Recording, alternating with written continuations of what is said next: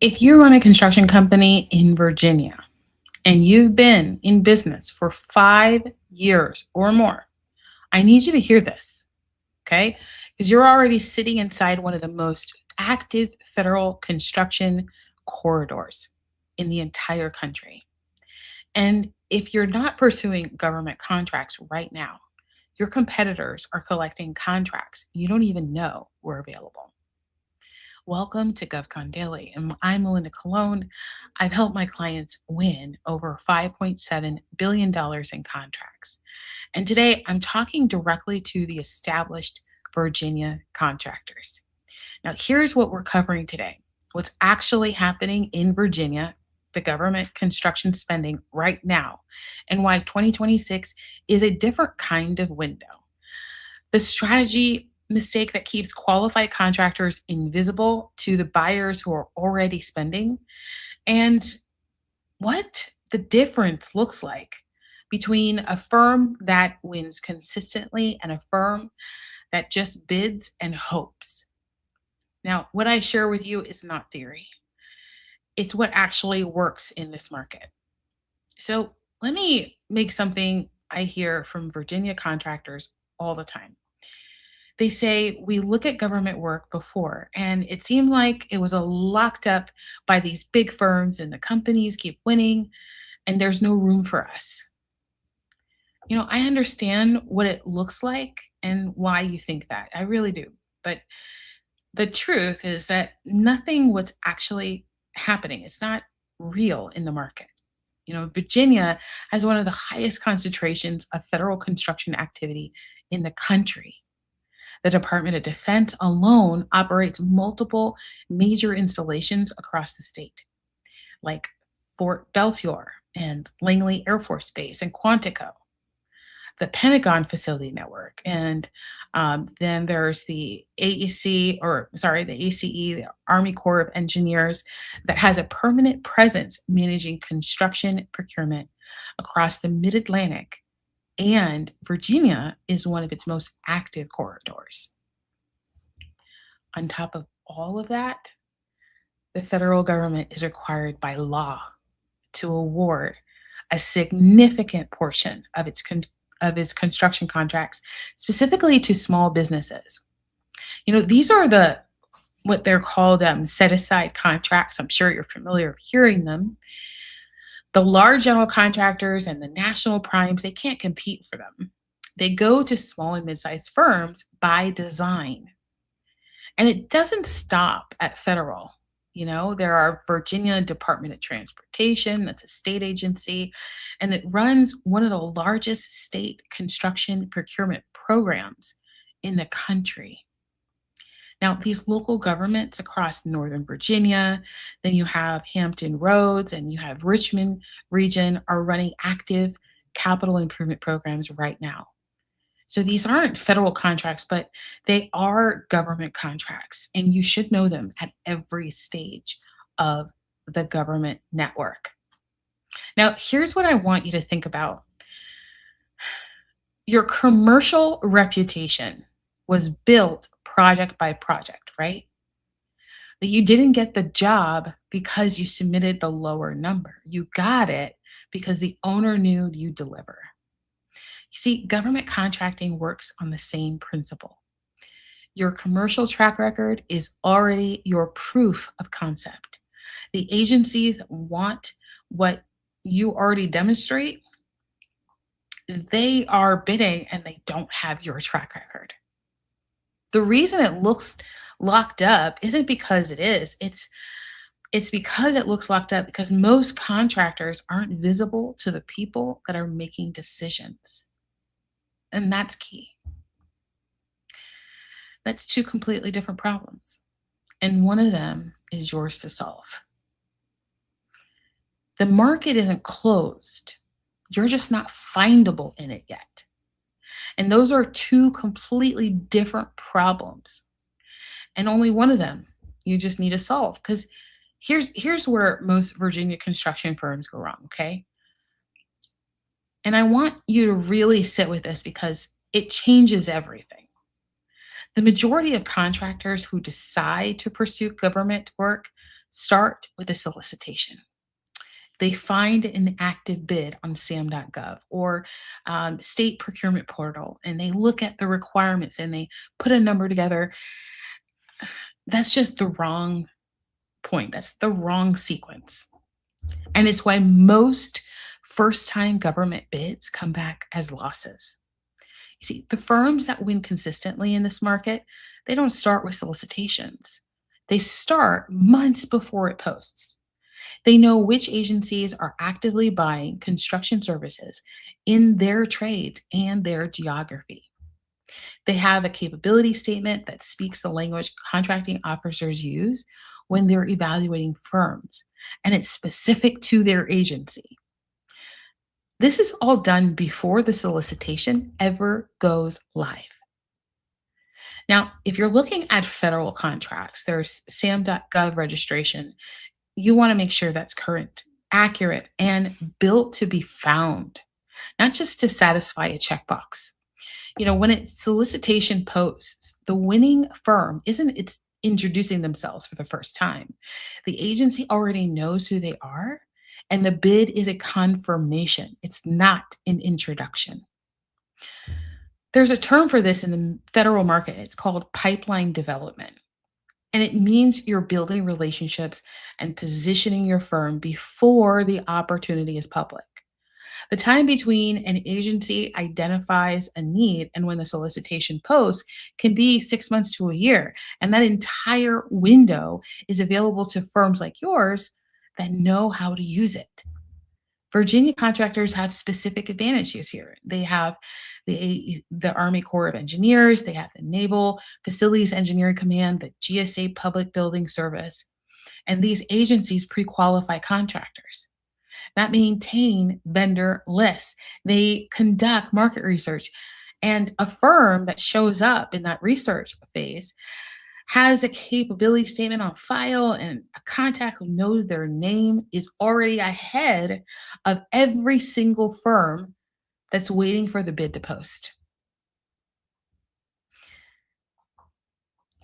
So your capability without visibility is just expensive silence. So let me tell you about Virginia GC who came to me after losing their third federal bid in a row. They had a strong portfolio, 15 plus years in business. Their bonding was good. It was right in place, and they had clean financials. Everything looked right on paper. Okay. And I asked one question. Do you know what that question is? I asked them, when did you start building the relationship with the agency? Blank stares in the entire room. And they thought the bid was the introduction. But here's what I need you to understand: the agencies that award contracts in Virginia already know who they want before the solicitation goes live. They run market research, they maintain vendor lists, they pre qualify firms months before a single RFP posts. See, the winning firms show up in the research phase. They have a capability statement on file. A contracting officer knows their name. And again, by the time the bid opens, they're confirming a relationship. They're not starting one. That GC we worked with, 10 months later, first award. Not because they got better at construction, because they got better at being found. Now, the government doesn't award contracts to the best kept secrets. It awards them to the firm that shows up before the bid exists. So, drop in the comments right now. Have you ever submitted a government bid in Virginia? Yes or no? Or maybe you've tried and stopped. And I want to know where you're starting from, because the answer changes about what your next move will be. Real quick, if you're watching this and you're realizing there's a gap between where your firm is right now and where it needs to be, I want you to register. I invite you to come to Speed to GovCon at speedtogovcon.com. And this is where we close the gap all together. So fast, systematically, with a clear path to your first or next contract. So all you have to do is go to b2govcon.com and register now. And then I want to also share with you, you know, there are Virginia construction firms that have been operating for 5 years or more with a portfolio of completed commercial work, a bonding history, project management process, a crew that delivers on schedule. And those firms aren't underdogs in the government market. They're actually, those, they actually are more wanted. And that's where the market was built to serve. And I want you to hear that again because you're not the underdog. You may feel like you're starting again, but you're actually not. You're exactly who this market was designed for. The federal small business contracting system, the set asides, the SDVOSB, and the hub zone designations, the 8A program, these weren't created for startup contractors. Okay. They were created for established, capable small businesses that have proven that they can perform, but haven't yet broken into the sector. And honestly, that's most of the Virginia construction firms I talk to. The belief I want to challenge right now is this one. I'm not the kind of company that wins government contracts. Well, does this sound familiar? That's not a fact. That's a story. And it's a story based on not knowing what the system was actually designed for. So here's a real example. I worked with a mid-sized general contracting firm, a GC firm in Virginia, 15 years in business, strong bonding capacity, consistent commercial portfolio. They were doing tenant fit ups, like tenant improvements and institutional work, some light industrial, little infrastructure. They had a solid team. They really did. And good client retention. They were on the private side. And they had never pursued a government contract, not once. And their assumption was that the market was for larger firms or for companies that had already government experience on the books. And it's just not realistic. It's to have government experience before you have government experience, like the chicken before the egg. And so you already have the experience you need. You're just not leveraging it properly. And so within a few months, they had that federal contract and they also had open doors to state and local contracts as well. See, the government wasn't looking for a bigger company, it was looking for the right fit company. And they already were that company for someone else. They just hadn't translated it yet. Now, I want to address the two objections I hear most from Virginia construction firms who are sitting on this decision right now. I hear, we're too busy right now with commercial work to focus on government. Well, I want to address that.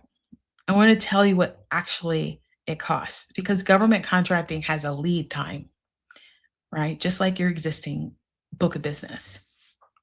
It took time to establish those relationships. And the work you do to get positioned today is what produces contract awards 6, 12 months from now and beyond. So if you wait until your commercial pipeline slows down to start building your government pipeline, you'll be starting from zero exactly when you need revenue to be replacing what slowed down.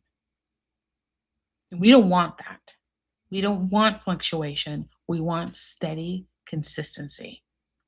The firms that have stable revenue, they built them during the busiest periods of their business, not during the slow times, but the busiest times.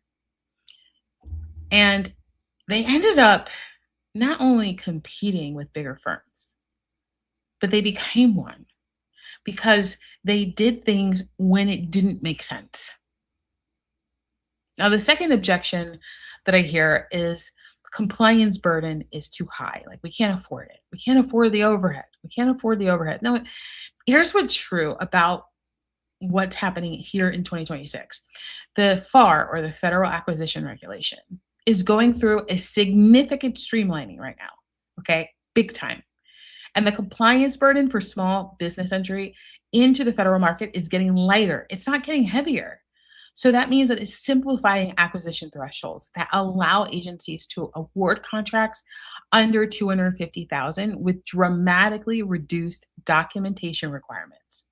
And that's a real entry point for established small construction firms that's faster and less complex than a full federal procurement. And on the SLED side, Virginia state and local procurement has no FAR compliance requirements, but the entry cost is lower than most contractors assume, and oftentimes is the fastest path to actually getting an awarded contract and then actually stepping into federal. But here's the urgency piece I want you to understand, because the ACE fiscal year ends in September 30th. And that spending window right now, it's open. Agencies with unspent budgets will be making award decisions in the next couple of months. So the firms that are registered, that are positioned, that are visible to those contracting officers are the ones who'll see those awards. I want you to sit with that one question, like how many government construction contracts were awarded in Virginia in the last 12 months in your trade to your competitors that your firm is qualified for? The number is not zero. Most of those firms didn't even have a track record, and you definitely have a better track record. I mean, so I want to close with something. Construction firms that build sustainable government revenue streams in Virginia share one pattern. They didn't wait for the perfect moment to start. They didn't wait until they had dedicated BD person or government contracts attorney on retainer or pile of past performance on federal jobs. They started with what they had and they got their positioning right. And they went after the market systematically. You see, government contracting isn't a lottery where you buy more tickets and hope. It's a sales strategy.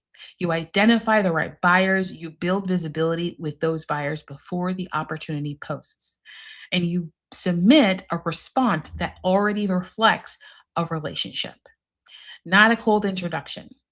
The firms that treat it that way always win. Here's a line I want you to take away is that the government doesn't award contracts to the best kept secrets. It awards them to the firm that made sure it wasn't one of them.